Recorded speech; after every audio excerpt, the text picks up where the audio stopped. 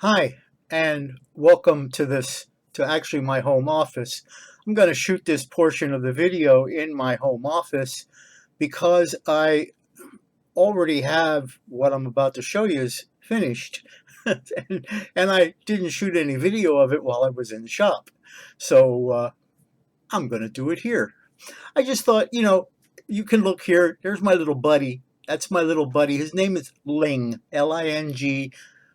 He was a rescue. He's a mini pincher. We don't know how he got his name, um, but he responded to it so well, we just kept it.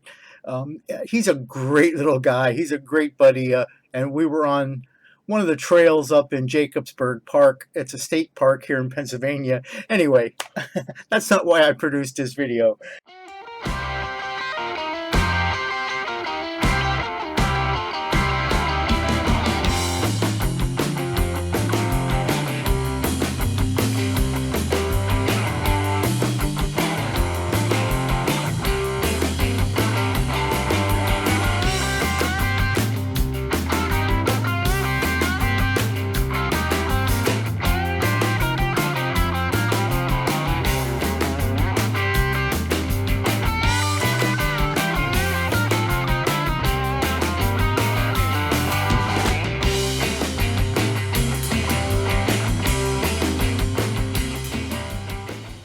Um, I'm working on the 1955 Chevy 2-ton stake body, and the I built my own stakes for the sides of the bed because, and if you looked at my previous videos, I told you why I was doing that. I mean, there was just so many injector pin marks on the gates, the stakes that came with it. I couldn't do it. So I built my own, and there's three different sizes. So here's one of them. This is the wider of them, and I hope I'm in focus here. I really can't see if I am or not. So here I am. This is the widest one, and I have the stakes themselves painted what the body color would be. This is the widest of the stakes. Then there is a narrower one, a medium-sized one. That's this guy's right here. And then there's a thinner or even narrower one here. So I've got all of these done with the exception of the wood. I did not paint the wood yet. I did some sample painting on some sample wood, and I just didn't like the way it came out. But what I thought I would do in this video is just show you how I made those stakes, because it was really easy. It was very easy, as a matter of fact. Actually, I think the most time-consuming part was making the jig to get them the right size. So let me show you how I did that, and let me bring up a picture here, and I'll make this thing bigger. Let's see. I think that does it. Nope, that does it right there. Okay. And see if I can get this out of the way. I know you don't see what I'm putting out of the way, but there. So anyway, this is a photograph that I'm using on my website to in the photo area for this build, and I have this area designated with letters. But I built myself a jig to make these gates. So this D here, what I'm pointing here, this right here and this right here and these right here and here, those are the actual styrene gates, the side posts for the stakes. And I carefully measured, and again, I'll see whether my camera, you see me looking to the sides because I have the camera image of me up on the other monitor. The distance between the uprisings here, or the posts, so that distance in between there I measured from the ones that came with the kit, and then I cut a piece of cardboard. And if you looked at my last video, I told you it's like this type of cardboard that would come in a dress shirt, to keep the stiffness on it. And it's fairly narrow, or thin, I should say. It's about 18 thousandths thick. I wanted to find something rigid, but yet thinner than the posts that I'm using. So that's what I did, and then I just cut a strip, and that whole thing is all one strip, that of the width of the inside dimension of the stakes. And then what I did was I needed a way to find, the distance between this stake and the end of the wooden slat that goes on them. So I had a long piece of 1/4 inch by 1/4 inch um, evergreen plastic, the styrene rod. It's square rod. And I thought, I'm going to put that down, and I taped it down. You can see here I taped that down, but I taped it down in a location that the distance from the edge of one of the slats to the positioning it on the actual posts was correct. So that when I place these slats on, all I have to do is place it on and butt it up against this edge, and I know they're going to be all the same, located the same place. But then I also wanted to make sure I had the top edge placed so that it's at the top edge. So I took some cardboard, and I needed some cardboard that was a little bit thicker than the height of the post and the slat, and put that at the edge, or at the top edge of each one of the upright posts for the stakes. And I just taped it in place. And all I did then was I was able to take these wooden slats, and this is for the top one only, these wooden slats, and I was able to place them so that this edge was against this edge rail and the top was against the cardboard, and I was able to get those in the correct position. I then just used some Gorilla gel glue, because this is balsa wood, and balsa wood is very porous and absorbent. So if you use any kind of liquid glues on it, it's just going to soak right into the balsa wood. So I got myself some Gorilla glue, and that's because that's what they had at my local hardware store, and it's the gel type glue. And I used just a little dot of Gorilla Glue, the gel, in between there, just a little dot, and then I would place the wooden slat on it. And, within a couple of seconds even, it was already hard. But then I left that set for a while. Actually, I left it set overnight. Didn't have to, but I did. So that I can peel this piece of tape off. And it's just this piece of tape here, because that's the tape that I use to hold these posts in position along the center guide. So that at least now I had that in position, and it was going to hold everything somewhat together. Here's another shot. Then what I did was I used the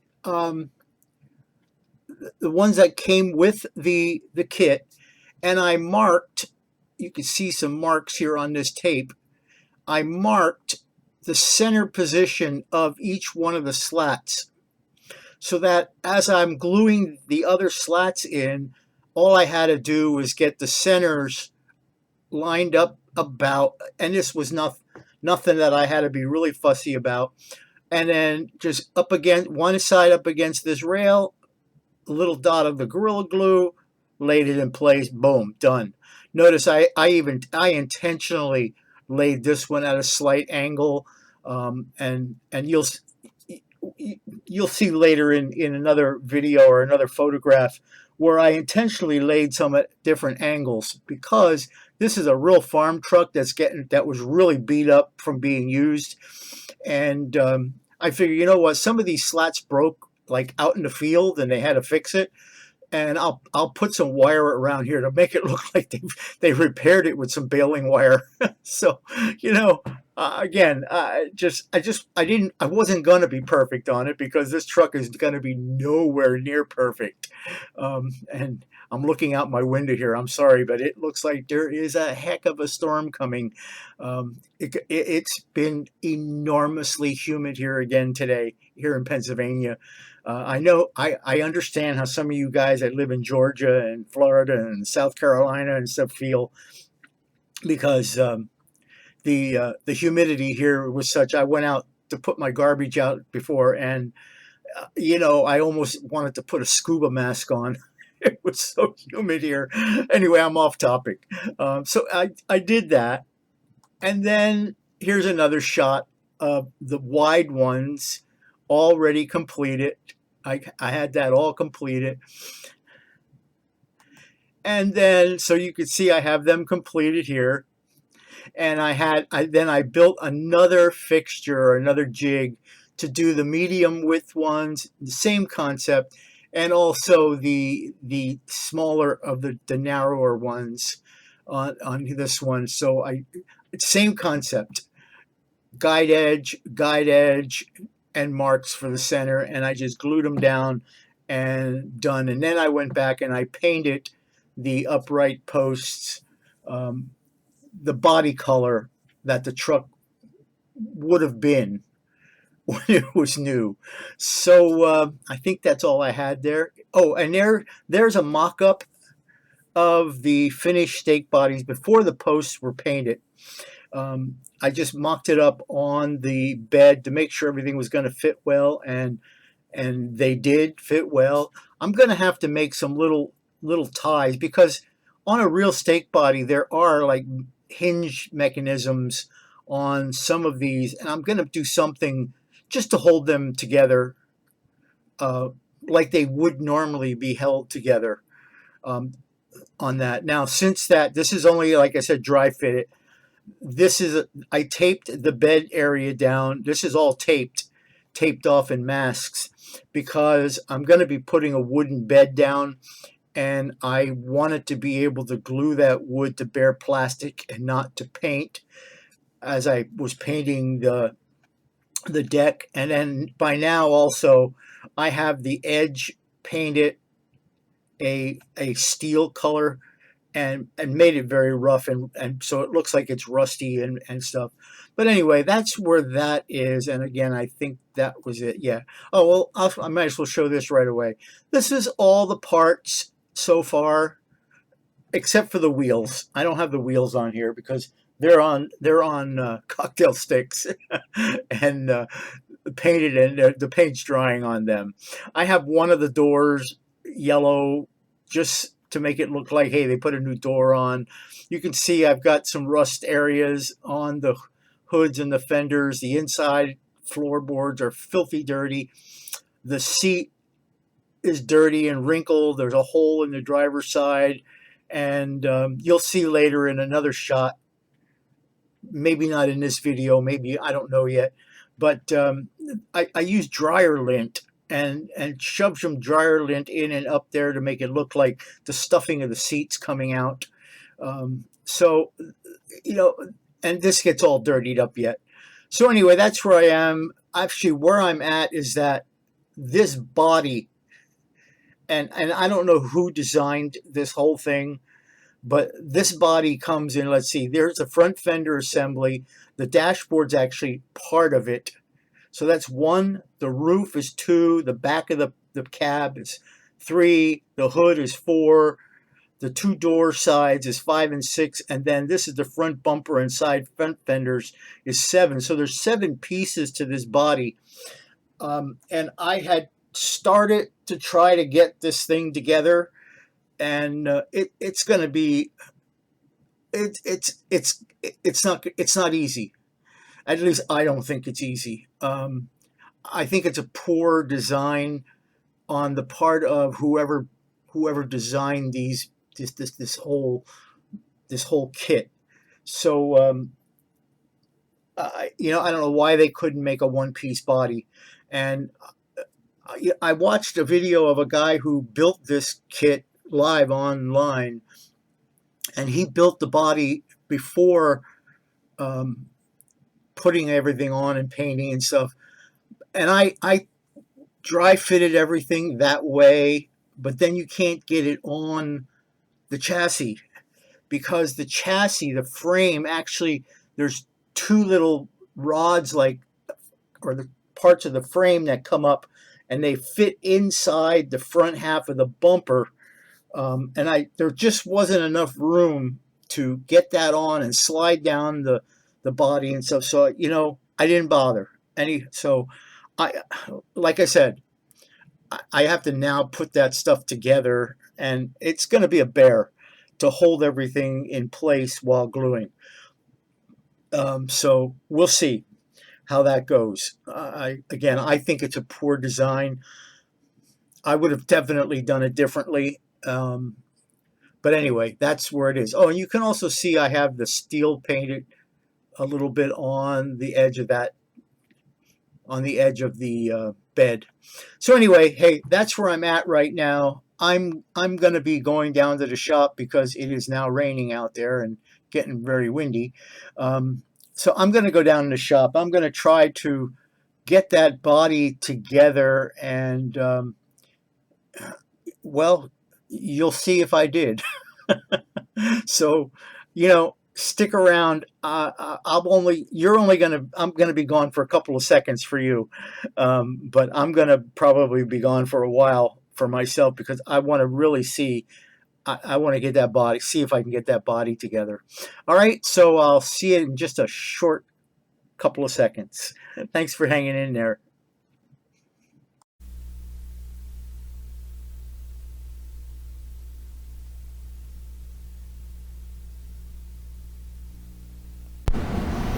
Hi, well, here I am in the shop, and you can see the body parts are just kind of laying out there. Here's the seat I was telling you about that I did. I just used some tape to make some wrinkles on there. And I don't know, I say this every time. I still haven't done anything, but I need to get my lighting right here. And then you can see I got a big glob of dryer lint there that I then stick up through there to make it look like stuffing coming out. But that's neither here nor there. Getting this whole body together is, I think, going to be a real bear. So on the frame itself, the floorboard gets mounted in here like that. Now that's not a big problem. And the instructions then tell you to put the front fender assembly on next. You have to make sure the battery gets up through the firewall. And again, that's not really a bad issue either until you try to get things there. That looks like it's seated in place. The reason why I couldn't get to assemble this body first is because of this front end. So this front end, which includes half of the front fender, inside this guy, there are indentations right here and here that get placed on the, let me see if I can, on the frame in these locations here. Well, with things assembled, with the whole body assembled, you can't get it positioned there back and then tilt it over to the front. So this literally has to go in there. Whoops, not upside down, no. Oh, maybe that's why I'm having trouble. No. This has to go in there, and then things have to line up, and there's a little alignment. I put it down because I'm not going to be able to do this on camera. There's a little alignment tab here. I don't know if you can see that or not, but there's a little alignment tab right there that the fender, half of the fender sits on that, and then when the door gets mounted, the door gets on the other half, like this. It's going to be a pain in the buttocks. So I just wanted to show you that before I got started, and I'm going to see if I can't get this thing assembled before I go crazy. I don't know why I find this part of the truck assembly somewhat difficult. It's such a poor design. Again, my opinion. Maybe somebody else thinks it's great. Good for you. You could tell me how you did it. Okay, I'm not going to complain anymore. Right? So hey, I'll be back when or if I get this thing together. All right, I'll see you in a little bit.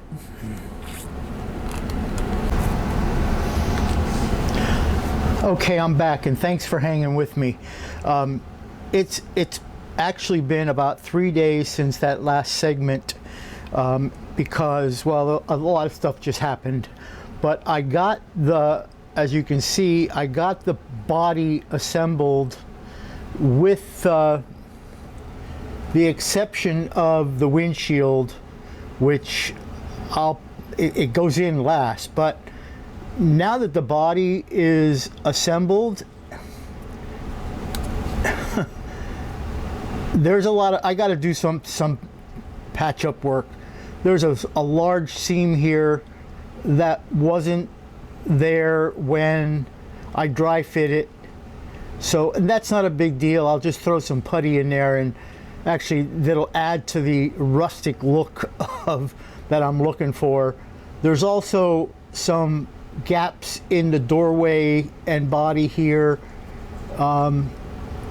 There's a huge gap here, and that came from just having to do some sanding, and same with here. There's some huge gaps in here, but again, I'm gonna putty that. Same with here. I'm gonna putty that stuff and just add to the rustic look of the truck the way I'm wanting it. So everything's together. In order to get the back panel on, and you can't see it now anymore, but I have pictures on my website. Actually, I'll probably throw one up here in the corner and just show you. I had to literally see if I can shoot inside here. It's going to be impossible on the video, but on the seat in here, I had to take my Dremel and actually shave the back of the seat off. There's just a little bit of edge there yet on the seat.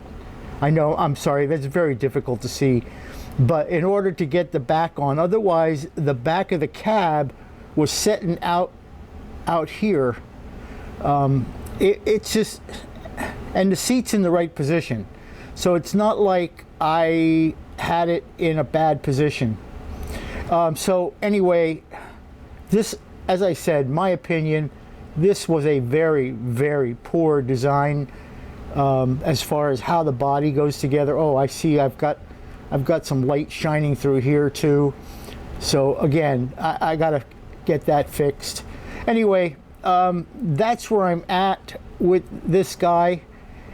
I'll get that stuff fixed. I'm not gonna, I want to try to keep this video is getting pretty long. I'm sorry, I'm stuttering like crazy today. This video is getting a little bit too long for my taste. So, you know, I'll get that stuff fixed, and the next video I do, this thing will be finished.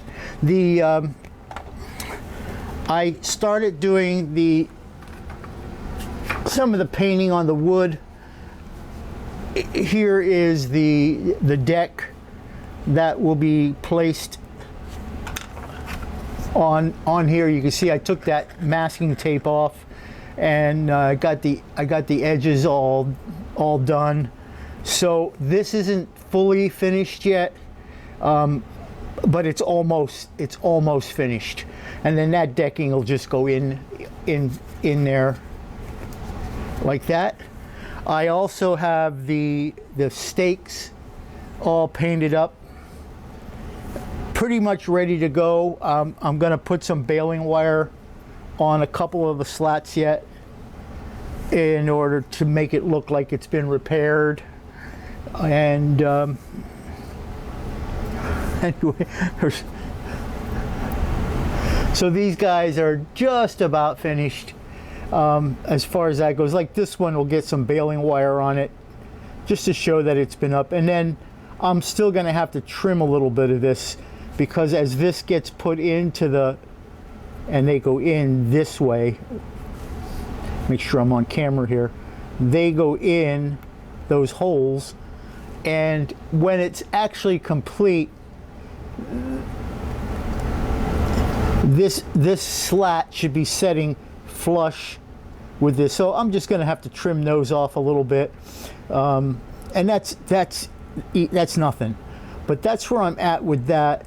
Looks like a short one goes in here.